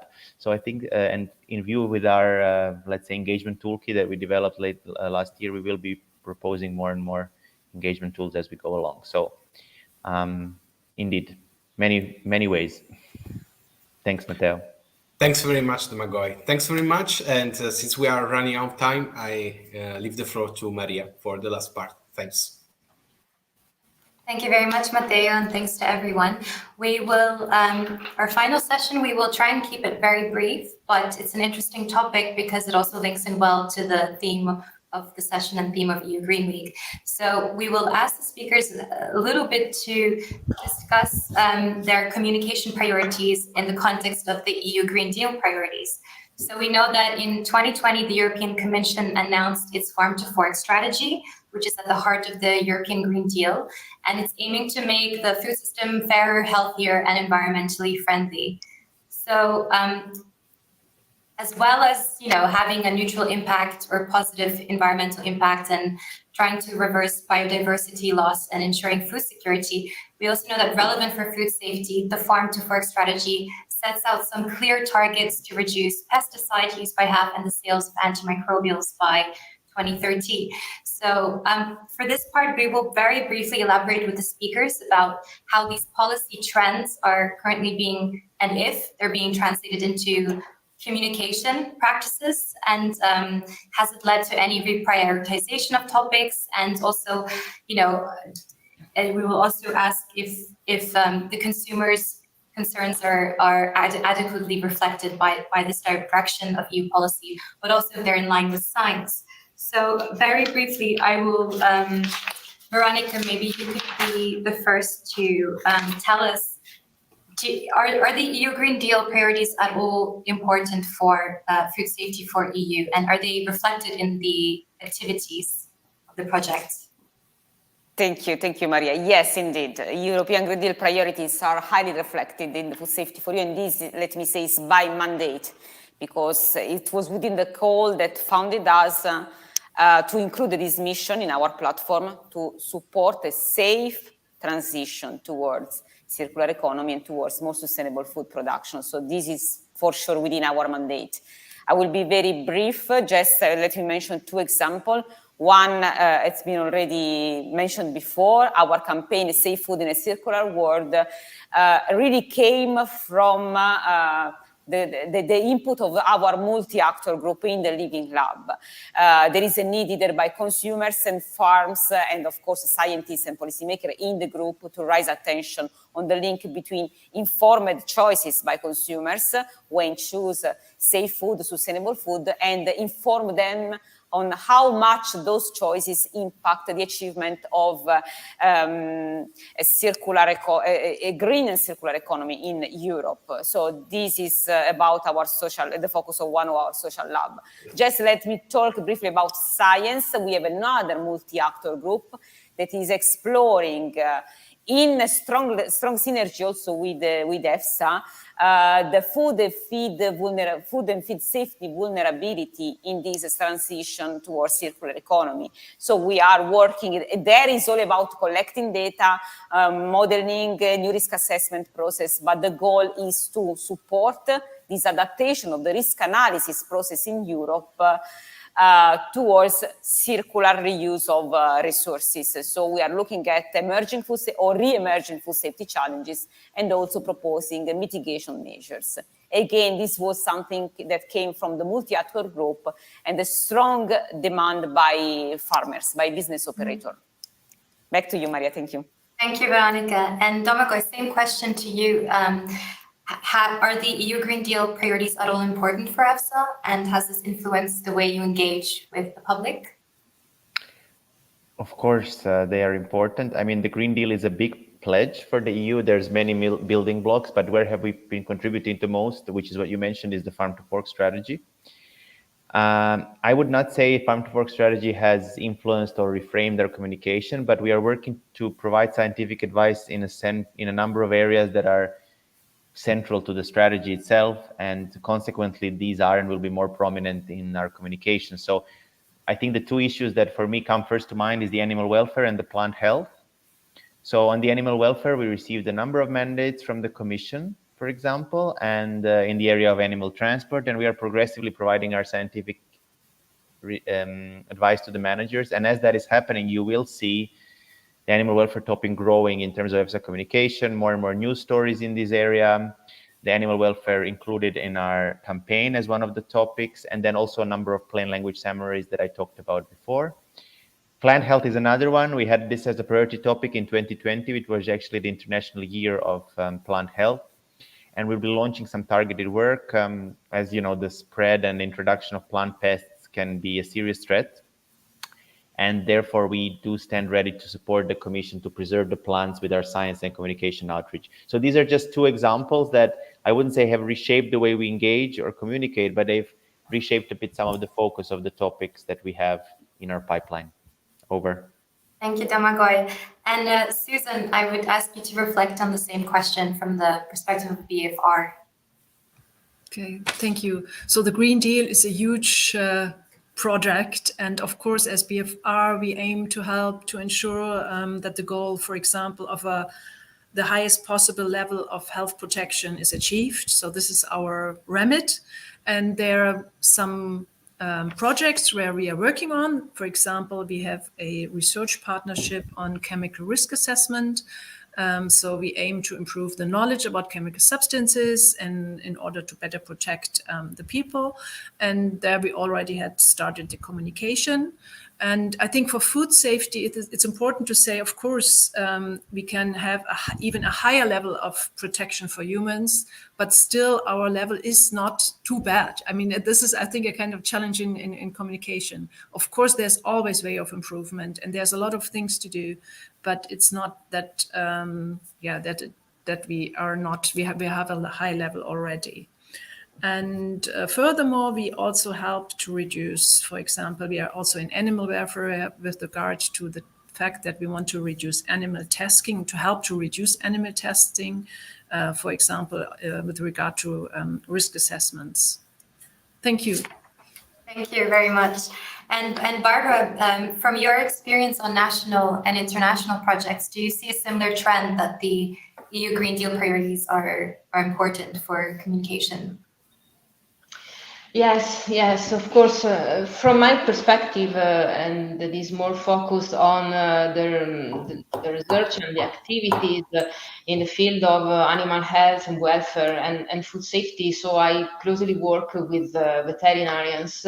I can see and state that actors in the veterinary field have committed to highlight the EU Green Deal priorities. They are moving towards this change in attitude and also in behavior. Is it possible? And at least they acknowledge the need to rethink priorities and activities for a sustainable future. And it is important to remind that vets work at the animal-human environmental intersection. That is what we call the One Health approach. So this they have a sort of particular and wide point of view, because they have clear in mind what activities can support and be aimed at sustainability. And they can consider all these three levels together.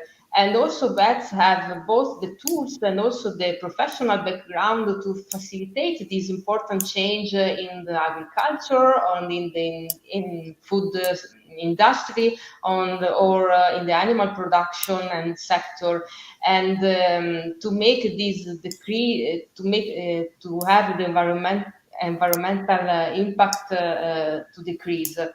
And just some examples, let's think about their commitment to improve both the health and the welfare of animals, to support biodiversity, and also to reduce AMR. Thank you. Over to you, Maria. Thank you very much, Barbara. And maybe a slightly different question for Federica, since SAFE is a consumer organization and you deal with EU legislation. And do you think that consumer concerns are being reflected in the current direction of EU policy? And is there anything that policy could do more of to engage? Yeah, I mean, like the Green Deal and the Farm to Fork strategies are incredible initiative of the Commission, very ambitious. The way towards this green, digital, sustainable transition of food system, it's something that obviously we highly support. I don't think it's a matter of doing more. I think it's a matter of trying to not go backwards and try to not lose that trust that we mentioned before. And sometimes it's the risk when the objectives are really high. But we support every single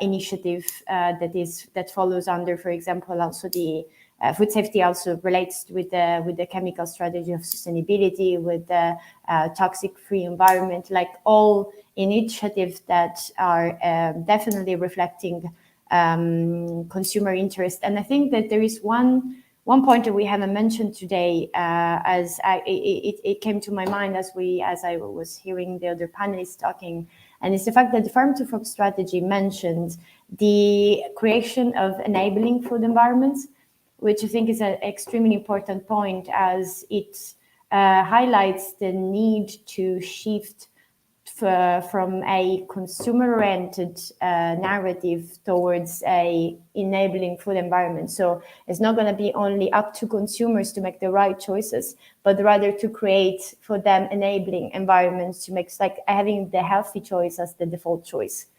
So hopefully going in that direction, but definitely the Green Deal and Farm to Fork are the right tools to try to make sure that that transition happens. So back to you, Maria. Thank you. Thank you very much, Federica. And now we will close with a couple of remarks, first from our panel members. So our panel will invite our panel members to summarize in 30 seconds, if that's possible, your kind of concluding remarks or your main takeaways from the discussion. So I'll start in the same order. So Veronica, over to you. No, I think I don't have to summarize. I will leave space to our panelists. I just want to thank them. My expectation from this meeting was really to level up my and food safety for you communication skills, and I think we reach our goal. And indeed, it's clear that there is a science behind communication and needs to invest time, effort, and money. Why not? So for me, it was very, very useful. I thank the panelists, and back to you, Maria. Over to Domagoj, please. Thanks, Maria, and thanks for all the panelists. I thought it was a very interesting discussion, and I think the good news is that everyone was more or less aligned.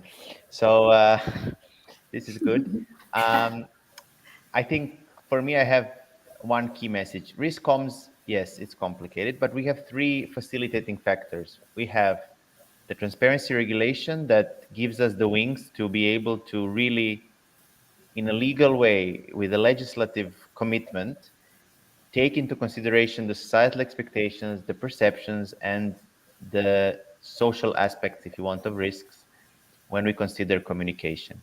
The second factor is that we have all these tools that are being developed in parallel where you can really get insights on your stakeholders, on your consumers, be it on social media, be it on surveys, be it on tools, using labs.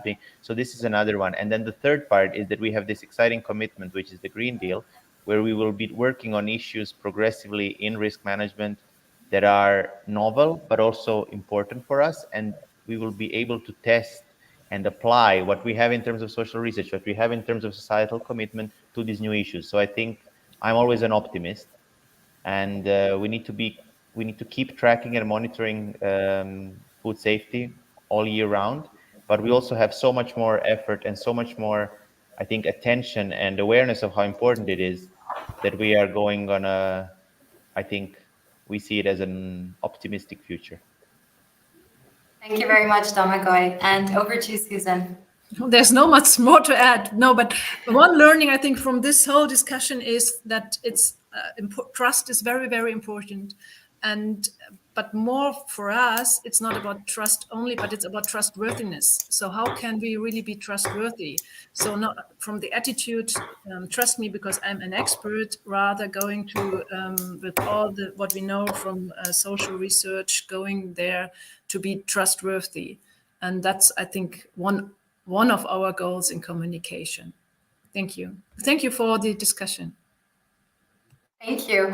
And Barbara, from your perspective, what are your takeaways and your main conclusions? Yes, nothing more to add. Just a big thank to the organizers, to the speakers, and to the people online. And I can just say that our experience, our talks demonstrated that we are definitely working to support food communication at all levels towards sustainability. I think that even if as speakers come from different realities, and I think that we gave some good practical examples of what food communication can be and is able to achieve altogether.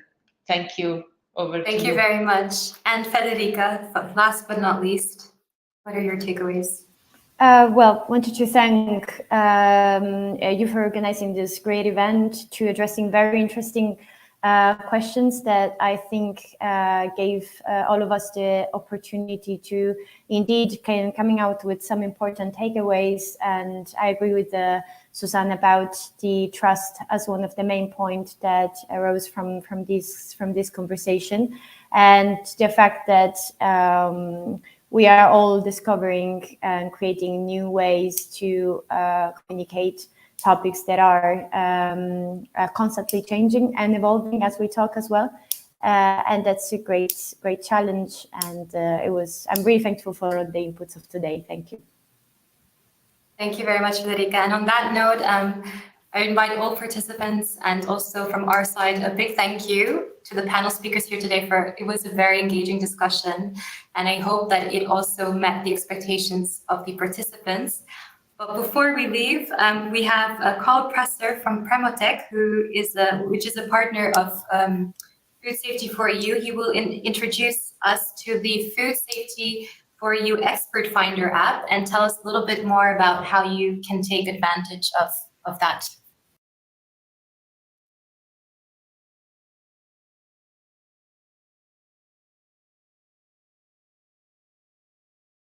We can't hear you. I think you might be muted.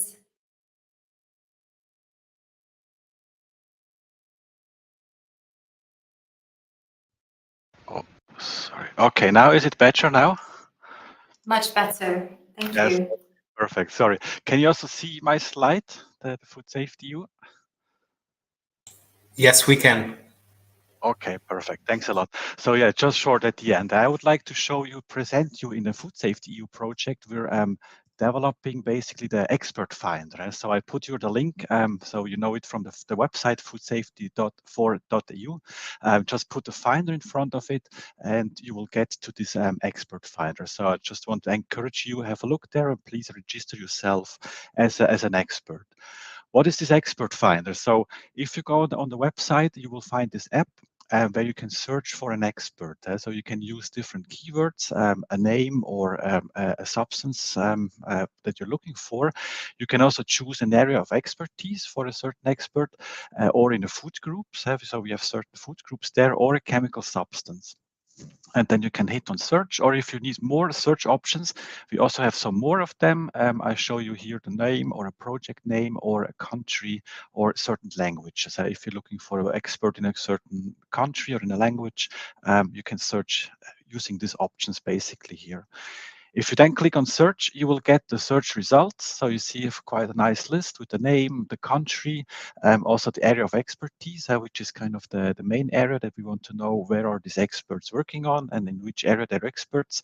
And if you then scroll to the results and you find kind of an interesting person, you can click on it and you see then more detailed information. Now with the pictures, again, with the areas of expertise, where they're working on, which languages they speak, and a lot of more information like the professional experience, the education, which projects and initiatives they participated, and also reports and publications they published. So basically the information about them. To register yourself as an expert, it's quite simple. You see, this is just very simple. The Food Safety EU website has here this simple form with a few information about your name and a password, of course. And if you then register, you're already in the system as a user. And then you can register yourself with all the additional information that we want to have, like the link in the information or the country. You see, we have only requests only for a few of them as mandatory, and many of them are just voluntary. You don't need to fill in all of them, but all your information. You can also add a photo about you, and then you're already in the expert database. So this is one. So the platform, the digital platform from the Food Safety for EU, we plan to have several apps there that help the community to find expert, to find project, to find publication, to find data. And so this is one of the expert. A short outlook is that we're also going to work on a project finder, and which should be a database for project initiatives and so on. That we also have something similar to the expert finder, where we have some more information about what is already was there. That we can search for deliverables there for output from this project, exploitable results, and so on. This is also part of this one. So please check this Finder URL because all the tools will be there integrated, extended, and with this, I would like to close and encourage you to register as an expert in our Expert Finder database. Thanks a lot. Thank you very much, Carl. And I'm sure this app will be of interest to many of the people who are here who themselves are also food safety experts. And on this note, I would like to, on behalf of Food Safety for EU, I would like to thank you all here for participating. And it's been so lovely to have so many people online. We hope you felt engaged, inspired by the speakers here today, because I sure have. And it's also been a privilege to moderate this session together with my colleague Matteo from UFIG. And also I want to take the chance to say thanks to the team behind the scenes for making this online event logistically possible, and it's been so smooth. And thanks for the partners also for guiding us throughout the way. And if you want to keep in touch with us on current developments, please visit our website, foodsafety4.eu. So that's where you can get regular updates on what's going on in the European food safety system. So thank you very much. Thank you. Bye-bye. Thank you. Bye. Thank you. Bye. Bye-bye. Goodbye. Have a nice day.